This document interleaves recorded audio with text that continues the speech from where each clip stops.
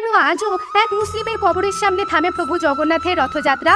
পুরীতে গ্র্যান্ড রোডের ডান দিকে প্রায় 200 মিটার এগিয়ে রয়েছে সালবেগ নামক এক মুসলিম ব্যক্তির সমাধি।